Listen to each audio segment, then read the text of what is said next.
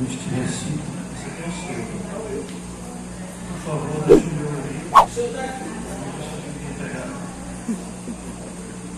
Cadê, irmãos? E agradecer ao pastor Sérgio, nosso ilustre, nosso nobre, por essa oportunidade a me concedida nesta noite. Os cumprimentos aos obreiros, os cumprimentos aos irmãos, meus sentimentos ao nosso querido irmão Luiz, que perdeu sua mamãe. Mais cedo ou mais tarde, nós perdemos a vida. Amamos coisa, né? E vai embora, né, irmãos? E que um dia o veremos nas nações celestiais, como já dizia Shirley Carvalhais em um dos seus livros. Irmãos, o dia do pastor já foi, né? Parabéns aos irmãos que fizeram esse presente, né? E citaram o versículo da palavra de Deus para o dia do pastor. E aproveitar o ensejo de convidar mais uma vez os irmãos. Sentimos falta dos irmãos que estão faltando na escola bíblica dominical. Mais uma vez aqui, eu vou sempre insistir até a volta de Jesus para os irmãos participarem da escola bíblica. Nós estamos aprendendo sobre os homens dos quais o mundo não era digno, o legado de Abraão, Isaac e Jacó. Então, os irmãos mais uma vez estão convidados para estarem conosco todas as segundas-feiras, a partir das 19 horas, aqui na igreja, para a gente aprender um pouco a palavra de Deus, tá? Com o nosso ilustre presbítero Raimundo, que tem lecionado muito bem a escola bíblica. Irmãos, abra sua Bíblia no livro de João, capítulo 5, versículo 1.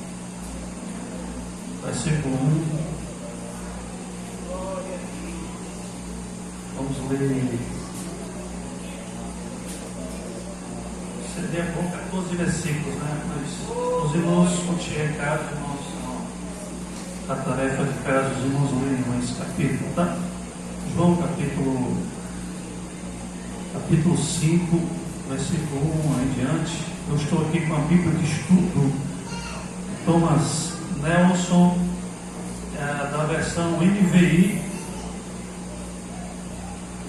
tá?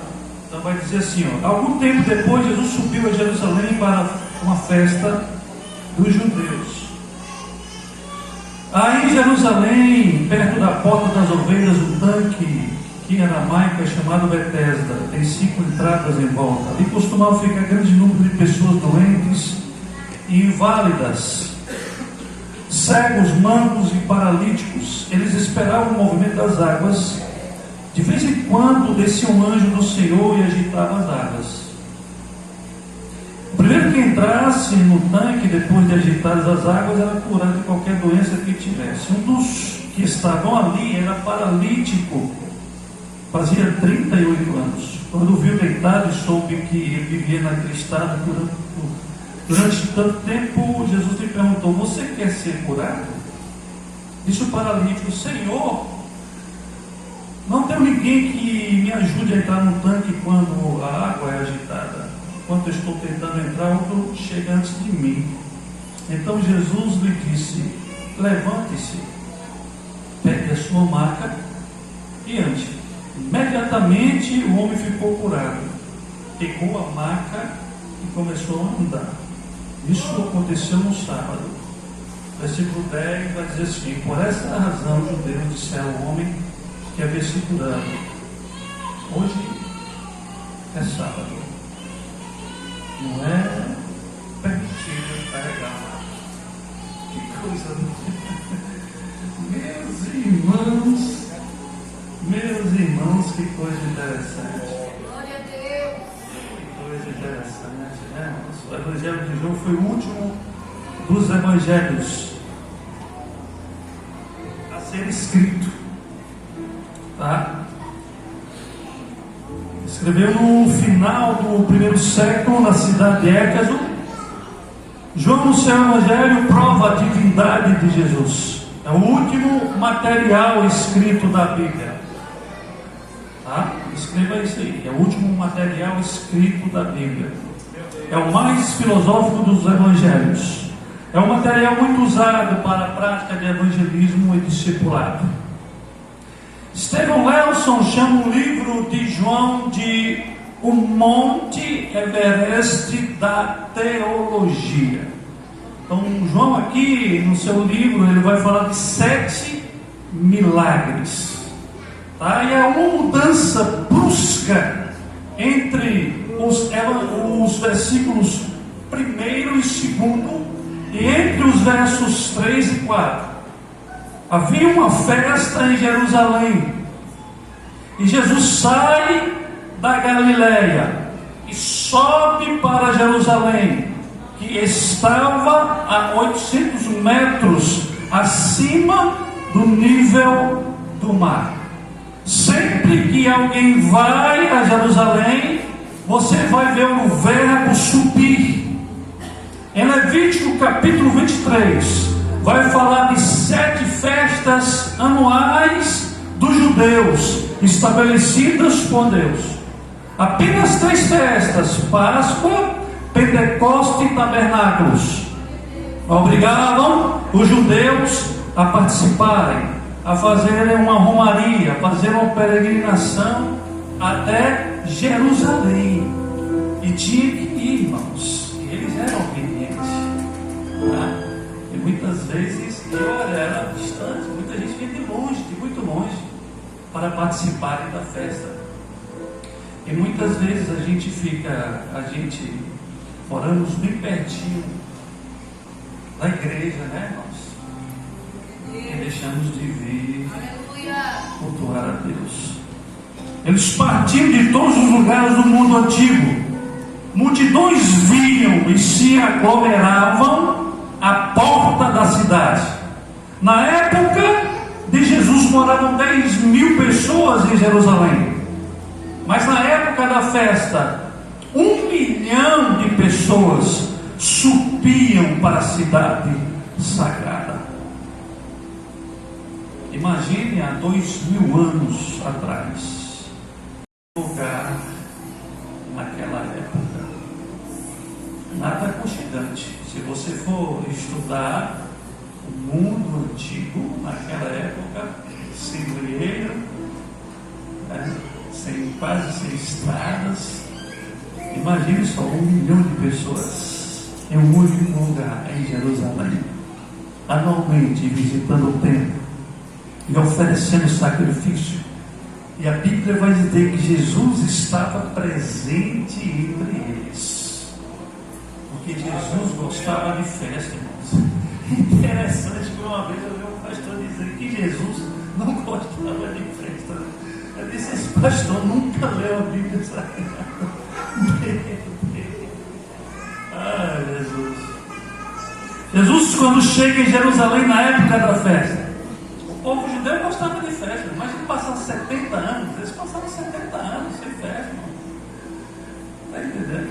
E Levítico já fala das 7 festas, tá? Mas tem crente que não lê a Bíblia, irmão. Não vem para a escola bíblica dominical, não sabe nem que dia é hoje, irmão. Tá? Então podia muito bem dizer: não vou à festa. Ele podia dizer: não perco tempo com festa, né? Mas ele vai à festa porque quem instituiu as festas sagradas foi Deus, foi o seu Pai, irmãos. E Jesus era obediente ao seu Pai. Levítico capítulo 23. Quando chegar em casa, os irmãos leem. Aquelas festas faziam parte do calendário judaico, o povo de Israel, para a sua edificação. Não essas festas mundanas que nós temos por aí. Tá? Assim como as nossas reuniões fazem parte do nosso calendário para a nossa edificação. Nos dias de Jesus existia uma adoração a um Deus chamado Asclépio, Deus da medicina, da antiga religião greco-romana. E todo o Império Romano foi helenizado por essa cultura greco-romana. E evidências arqueológicas reforçam a teoria de que o local servia como instalação pagã deste lugar, dedicada a Asclépio, antes de ser associada a práticas judaicas da cura do tanque de Betesda. E os sacerdotes sabiam disso, mas eram coniventes. O templo naquela época, irmãos, que foi destruído no ano 70 pelo general romano Tito, era um centro econômico administrado pela elite sacerdotal, rica e poderosa. Mas é interessante que eles exploravam financeiramente as pessoas mais vulneráveis daquela sociedade. Por isso que em Marcos capítulo 12, aí o pessoal cita esse versículo para a oferta, para dízimo, exalta a moeda daquela viuvinha, e etc, mas o contexto não é esse, Jesus estava denunciando um sistema religioso. Mas eles leem somente aquele texto, mas não lê o contexto, irmãos. Lê o contexto do texto sagrado, a história completa, porque ali Jesus estava denunciando o sistema religioso.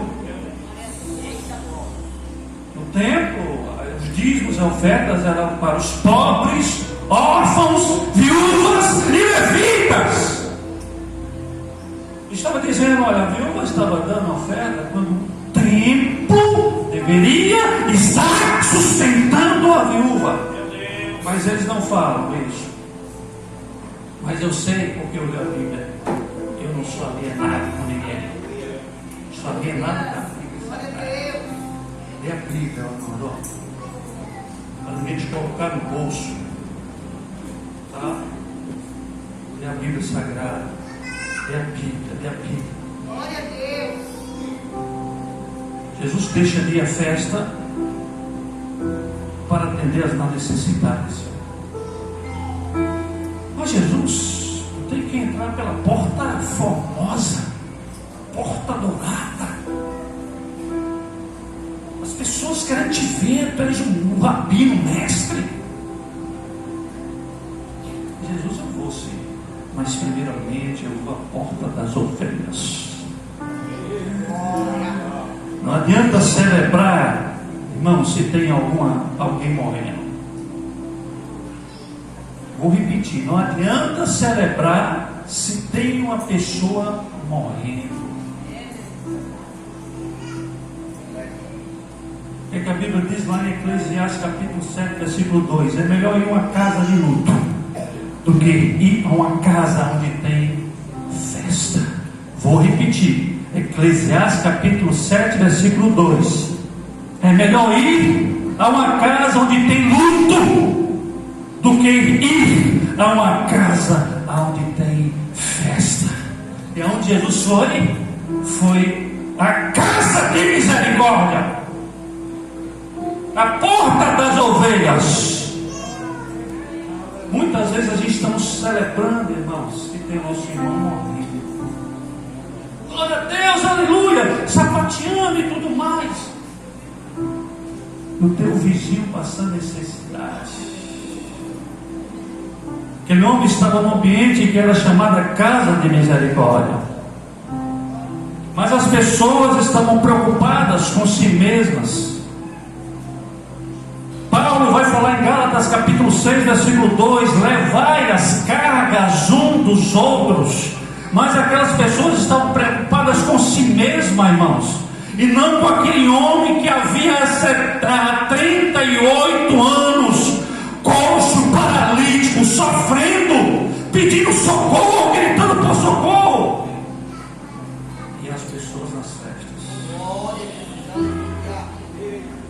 multidões e multidões de corpos, doentes, cegos, inválidos, e as pessoas indo para a festa, preocupadas consigo mesmas. Abro minha geladeira, tem do bom e do melhor, a carne, aleluia. O meu irmão não tem nem um ovo para comer, desempregado. Que falta de humanidade é essa, irmãos? Que cristianismo é esse que nós vivemos? Que Bíblia é essa que nós pregamos e vivemos? Irmãos, que sapateada é esse? Que festa que eu não quero para mim jamais. Aleluia! Não é placa denominacional, não são rótulos de instituições evangélicas.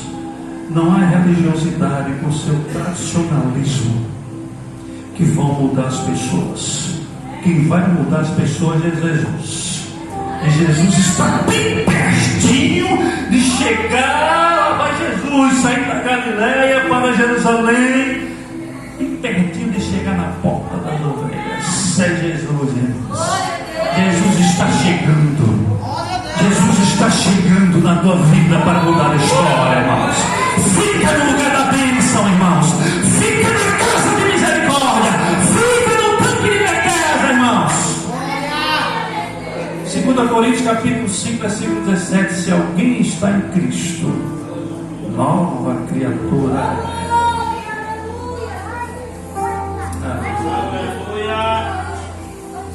Havia uma multidão na porta dourada. Existiam 12 portas em Jerusalém, nas suas muralhas. Vem comigo aqui. Jerusalém havia 12 portas de entradas. Naquela época, as pessoas que iam de Jerusalém deveriam entrar pela porta maior, a porta mais larga. Quem quiser sentar aqui mais próximo, aqui pode vir, ver na hora. Pode vir, sentar aqui com o pastor. O pastor pediu para os irmãos, vamos obedecer. Vamos sair daí, sente aqui, ó. Se quiserem sentar aqui, fique à vontade. Porta larga, porta alta, a mais suntuosa de todas as portas. A porta dourada, oriental, a porta mais formosa de todas, estava de frente para o Monte das Oliveiras. As pessoas, não, eu vou entrar pela porta formosa. Eu estou chique, eu vou entrar pela porta, não vou entrar outra pela porta. A porta tem que ser formosa. A porta dourada, a porta oriental, que está de frente ao Monte das Oliveiras, a mais significativa, pois ela estava direto para a entrada do templo. E as pessoas se afunilavam nessa porta para poderem entrar. E eles sabiam, segundo a tradição judaica, que Jesus, quando durante o milênio, vai entrar por essa porta. Por isso, quando eles vinham de caravanas, chegando na porta, se amontoavam ali, caminhando um passo de cada vez. Ninguém furava a fila. E eles, a tradição vai dizer que eles colocavam as mãos sobre os umbrais da porta e diziam: bendito seja Deus que enviou Jesus, o nosso Senhor e o nosso Salvador. Eles ajuntavam recursos para pelo menos uma vez na vida fazer isso. Era uma honra, um investimento. Verso 1, uma grande multidão se afunilando, só para entrar pela porta das ovelhas. No verso 2, ora, existia ali uma porta chamada Porta das Ovelhas, e Jesus somente entra pelaquela porta. Essa porta das ovelhas era a porta do sacrifício. Era a porta mais utilizada pelos judeus na época das festas. E ali existiam centenas de animais. Os judeus vinham do Egito, Síria, Galileia e outros lugares. Viajavam dias para chegar em Jerusalém. Tinham que ir nessa porta e comprar um animal para fazer sacrifício. Levítico vai falar isso aí, nossa. Sacrifício do pecado. Betesda significa casa de azeitona e ficava perto da porta das ovelhas. Deuteronômio capítulo 16, versículo 16. A Bíblia vai dizer: não apresentei diante de mim de mãos vazias. Tem pessoas que não entendem, irmãos. Não entendem. Mas o judeu entendia.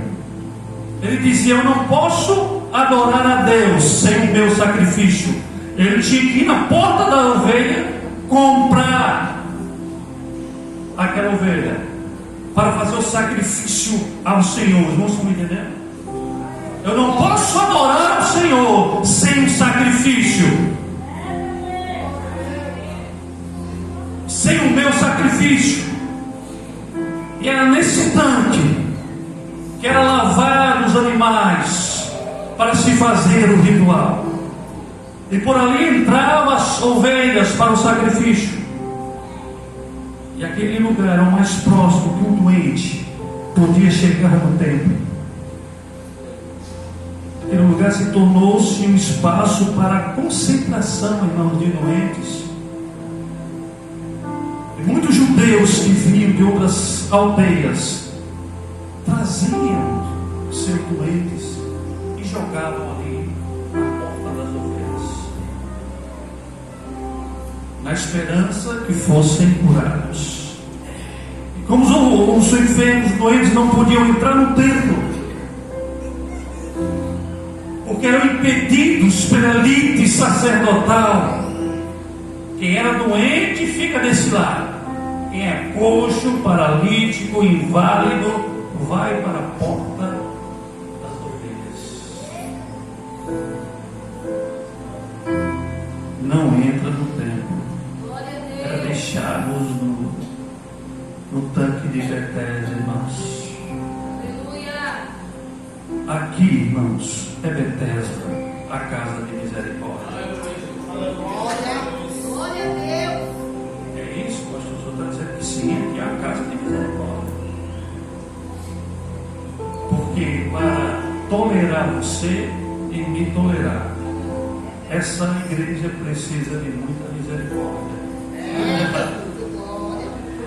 Quanto de nós não demos trabalho aos nossos pastores, irmãos? Tem alguém santo aqui? Hein? Bonzinho, perfeito?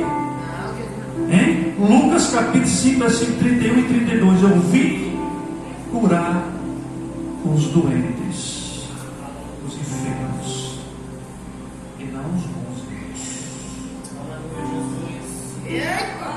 Para tolerar você e para tolerar a mim, essa igreja precisa de muita misericórdia. Você é um pecador e você está no lugar certo, e que ali só ouvia grito de socorro. Imagine só, irmãos, você adentrando naquela porta das ovelhas, e só doentes, enfermos, paralíticos, cegos, coxos, inválidos, pobres. Quem que quer conversa com esse tipo de gente, irmão? A sociedade atual rejeita esse tipo de gente, irmão. Tem pessoas que lá na aldeia que não sabem nem quem é Bom Jardim, irmão. Nunca pisou aqui. Eu digo, eu moro lá no Canicazinho. Onde é que é isso, irmão? É assim, onde é que você não sabe onde é que é? Não é verdade? É para rir mesmo, para não chorar, não é verdade? Nem para não chorar.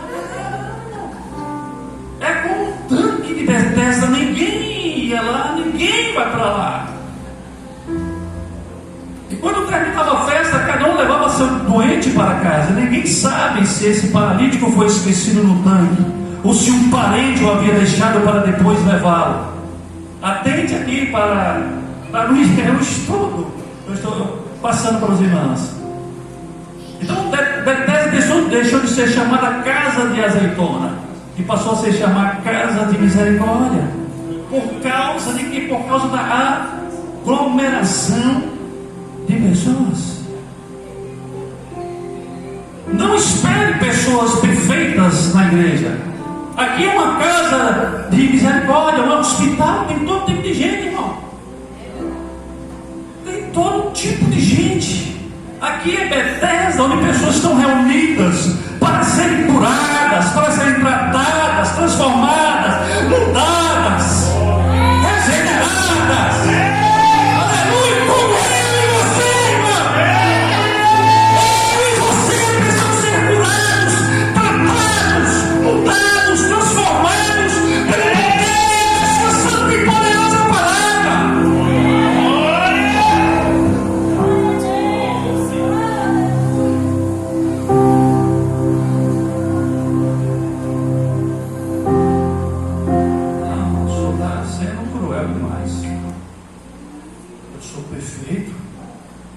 Eu nasci na fé, eu não pratico mais essas obras.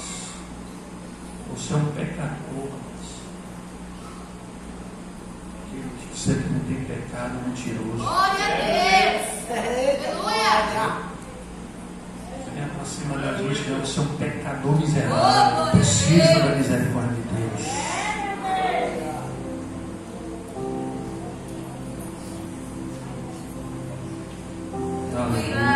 Glória a Deus.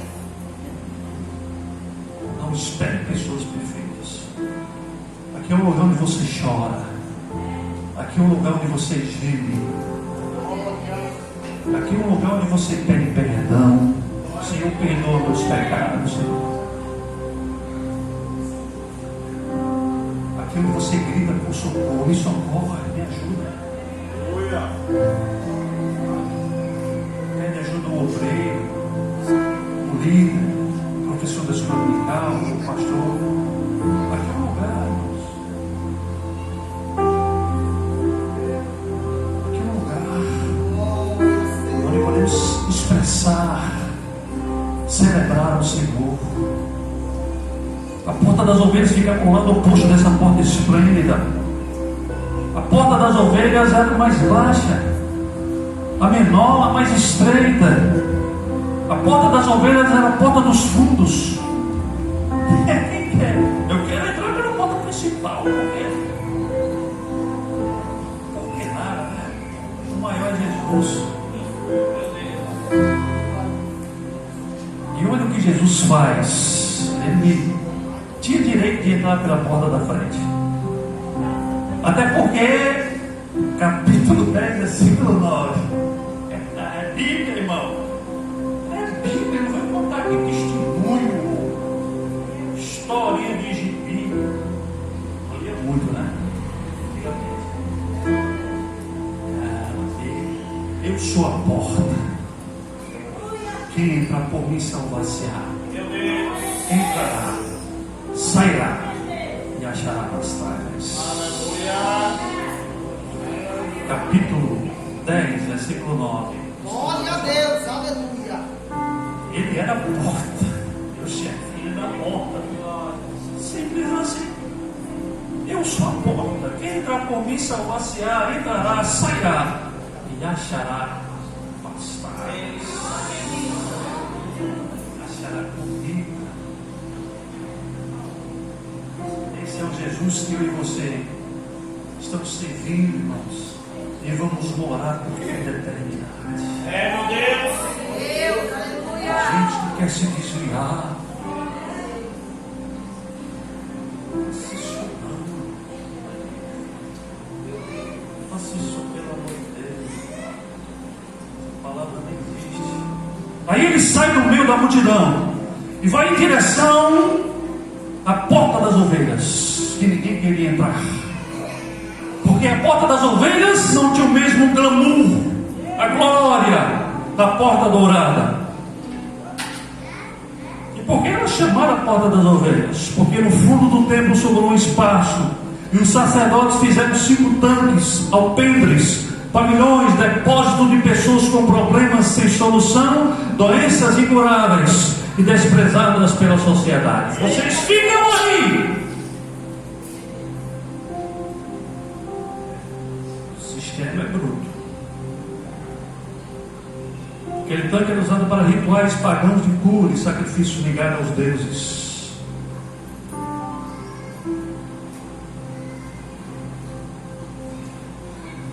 E ele, como grande rabino, irmãos, podia muito bem dar um jeito para falar em púlpito para aquela grande plateia, já que era festa. Mas ele entende que a porta das ovelhas é prioridade. O objetivo dele, o objetivo de Jesus era a porta das ovelhas. Jesus, entendeu? É maior que o púlpito, a prioridade. Maior que as disputas pelo poder. Maior que títulos. E quem disse que precisa de púlpito ou plataforma para entregar uma mensagem? Muitas vezes nós queremos pregar só no púlpito da igreja, não é verdade? Só na plataforma. Para dizer que sabe, não sei, para... Não é por aí não. Meu Deus. No ambiente de trabalho você pode pregar para alguém. Aleluia. No púlpito, a gente está aqui para ensinar, não é verdade? Mas você pode estudar e ensinar também para a gente. Sem problema, irmãos. Porque quando o povo pegava, eles traziam as ovelhas para oferecerem sacrifícios. Eles tinham que abaixar para entrar pela essa porta. Então os sacerdotes pegavam as ovelhas que iam ser sacrificadas ali, mergulhavam elas na água e examinavam melhor se elas estavam com algum defeito. Quem lê a Bíblia sabe o que eu estou dizendo. Porque se tivesse defeito, não poderia ser apresentada ao Senhor. Meu Deus. Tinha que ser perfeito estado. Se ela tivesse doente ou defeituosa, não podia fazer o sacrifício. Então Jesus dispensa a porta atraente e sedutora e vai para a porta que ninguém queria ir. É na porta das ovelhas que é esconder os nossos pecados, irmãos, os nossos defeitos, falhas, imperfeições e erros. E todos nós temos essa porta. E Jesus está interessado nisso, porque Ele quer perdoar os nossos pecados, os nossos erros, as nossas imperfeições. Como foi lido aqui no capítulo 5, versículo 31 e 32 de Lucas. Jesus está interessado no pecador. Mas eu sou tão pecador, Senhor. É você mesmo. Deus quer você mesmo. Eu sou tão mau, imperfeito, Senhor. Eu fiz tanta coisa errada, meu Pai. Perdoa meus pecados, Senhor. Glória a Deus. Glória a Deus, Senhor. Ele vai perdoar os seus pecados. E Jesus vai até a porta das ovelhas, se abaixa e entra pela porta das ovelhas. Quando olha, miseráveis, coxos, doentes, inválidos, paralíticos, cegos, mancos. Meu Deus, que cena aterrorizante. Que cena, irmãos. Esse tipo de gente, segundo a religiosidade, não podia entrar pela porta do lado. Eles não podiam entrar pela porta da frente. E Jesus vai até o paralítico. A presença de Jesus, ela transforma a realidade, irmãos. Que lugar é esse? Tem um nome tão bonito. Casa de Misericórdia. Mas a realidade é outra. E Jesus sabia do sofrimento daquele homem, porque Jesus foi ao templo com 12 anos.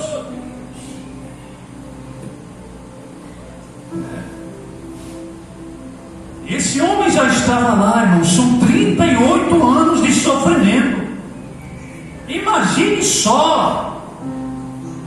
Tem pessoas que passam por uma provazinha, já está abandonando Jesus, já está abandonando a igreja, já está abandonando o cristianismo, por causa de uma besteira, irmão. E esse homem estava 38 anos preso, escravizado, irmão. Mas não saía dali e vou receber a minha bênção. Lucas capítulo 19, versículo 10: o Filho do Homem veio buscar e salvar aquele que se havia perdido. Glória a Deus. Aleluia. Aleluia. É muita coisa, irmãos. Mas a gente vamos pular aqui.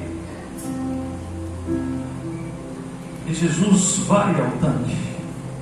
Começa a bater um papo com aquele homem. E disse: queres ficar são? Queres ficar curado? Jesus vai até aquele homem, vê aquele sofrimento daquele homem. Os recursos humanos cessaram. A pergunta de Jesus foi direta e pessoal. Não importa a doença que você esteja passando, seja de ordem espiritual, física ou mental, nós repreendemos em nome de Jesus. Em nome de Jesus, toda doença de ordem mental, espiritual ou física, se alguém tem aqui, seja repreendido no nome de Jesus. Receba cura na tua vida. Teu esposo, esposa, filhos, tua família, a tua casa, o teu lar. O paralítico diz: eu não tenho ninguém. Eu não tenho ninguém por mim.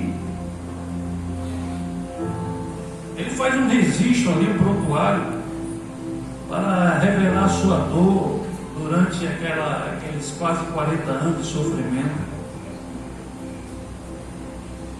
Será que não temos ninguém, irmãos, que possamos orar, ligar para ele e dizer: me socorre?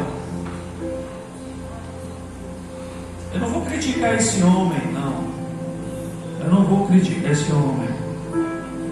É para a gente aprendermos, né? Será que a gente não tem ninguém que a gente possa... mas eu estou aqui na igreja, o pastor Sérgio há 5 anos, ninguém me ajuda.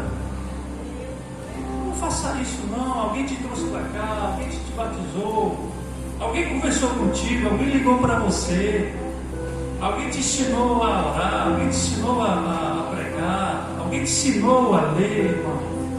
Mesmo uma pessoa. Esse homem ficou calado. Mas eu vou dizer: não tem ninguém que me ajudou. Não faça isso. Jamais abre a boca. Vocês que estão aqui nesta noite, jamais abram uma boca. Ninguém me ajudou até agora. Porque alguém te ajudou. A tua mãe te ajudou, teu pai te ajudou, o pastor te ajudou uma vez, um líder. Alguém te deu a mão, alguém conversou contigo, alguém ligou para você, alguém orou por você, Ivanildo. E o Elias dizendo: olha, não tem ninguém, Senhor, por mim, ninguém me ajudou. Eu entendo aquele homem. Eu entendo aquele homem. Aí para a gente voltar, porque é muita coisa aqui. Jesus, olha, pega, seja curado, pega a tua maca, a tua cama. Imagine só, né, irmãos? Aquele estado ali, não pouco higiênico, para ninguém se deitar também e ficar na mesma situação. Imagine só, irmão. Entre comigo na cena, não? Eu sou aqui apenas um pecador, um canal pecador, pregando para vocês. Entra na cena comigo, hein? Aquele homem ali, imagina só, centenas de pessoas, né? Cuidado com movimentos estranhos por aí. Cuidado com movimentos estranhos. Venha para o movimento da escola bíblica. Amém? Glória a Deus. Venha para esse movimento. E aqueles religiosos nunca ajudaram aquele homem. Preste atenção, lá já no versículo 15 do capítulo 5 de João. Nunca. E aquele dia, a Bíblia vai dizer, aquele dia era um sábado. E ele sabe, você não podia fazer nada. Meu Deus. Imagine pegar uma maca e sair. Pô, ele não podia fazer isso. Eles eram muito tradicionais. E aqueles não chegaram a orar. Não pode fazer isso aqui. Hoje é sábado. Somos tradicionais. A ira de Deus vai cair sobre nós. Aqueles homens nunca ajudaram aquele homem a entrar no tanque. Mas quando Jesus faz a cura no dia do sábado, eles apareceram para julgar aquele pobre homem. Apenas. Glória a Deus, Vai dar 8 horas. Que Deus abençoe a todos. aleluia. Que a mão de Deus esteja sobre o pastor Sérgio, sua família, os obreiros e todos vocês, em nome de Jesus. Aplaudam Jesus.